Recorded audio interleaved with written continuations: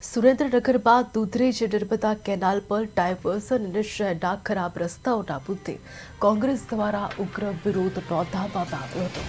કોંગ્રેસે ચક્કાજામ કરી રસ્તા સુધારવાની માંગ ઉઠાવી હતી, જેને લઈને પોલીસ અને કોંગ્રેસના નેતાઓ વચ્ચે ઘર્ષણ સર્જાયું હતું। પોલીસે અનેક નેતાઓની અટકાયત કરી તેમજ ડીજે સાધન જપ્ત કર્યું હતું। ઘટના બાદ કોંગ્રેસે પોલીસની કાર્યવાહી સામે આક્રોશ વ્યક્ત કર્યો અને તંત્ર પાસે તાત્કાલિક માર્ગ સુધારવાની માંગ કરી હતી।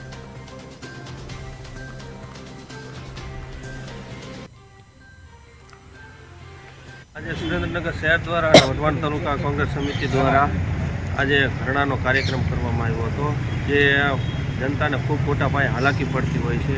ખરેખર રીતે રોડ રસ્તા અને ગ્રામ્ય વિસ્તારમાંથી આવતી જનતા ખાડાથી ત્રાહીમાં અત્યારે ચોમાસાની અંદર વરસાદની અંદર હાલેવું નથી ને એના માટે થઈને જનતા માટે થઈ અને અમે આજે લડત ચલાવી હતી અને એના માટે થઈને અમે રામધૂન બોલાવી અને પોલીસે અમને ટીંગાટોળી કરી અને ડિટેન કર્યા છે આજે, અને અત્યારે હાલ અમે પોલીસ સ્ટેશન છીએ। મામલો એવો છે કે સુરેન્દ્રનગરના કેનાલની બાજુ જુઓ તો રોડ રસ્તાની અત્યારે ખરાબ હાલત છે। આ બહેરી અને મૂંગી સરકારની આંખ ઉઘડતી નથી। આજે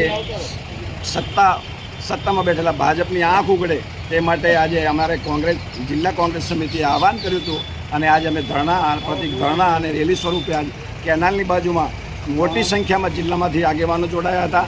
એમાં અમારા ગુજરાત પ્રદેશ કોંગ્રેસ સમિતિના મુખ્ય પ્રવક્તા મનીષભાઈ દોશી, અમારા પૂર્વ ધારાસભ્ય નવસાદભાઈ સોલંકી, જેઓ હાલ જિલ્લા પ્રમુખ તરીકે જે પોતે ચાલુ છે, અને મોટી સંખ્યામાં કાર્યકરો જોડાયા અને સરકારને કહેવામાં આવ્યું કે આ પ્રજા ત્રસ્ત છે, તમે આની હાલત તો જુઓ। રોડ રસ્તાનું ઠેકાણું નથી, ખબર નથી પડતી કે આ રોડમાં ખાડા છે, ખાડામાં રોડ છે। આ પોલીસ તરફથી ઘર્ષણ થયું હતું, અમને ટાંગા ટોળ કરી અને પોલીસની ગાડીમાં ડિટેન કરવામાં આવ્યા। આજે અમને આ પોલીસ સ્ટેશન બધાને લાવવા આવ્યા છે, પણ અમારો અવાજ બુલંદ છે, અમે રોકાશું નહીં અને પ્રજાના કામમાં સદા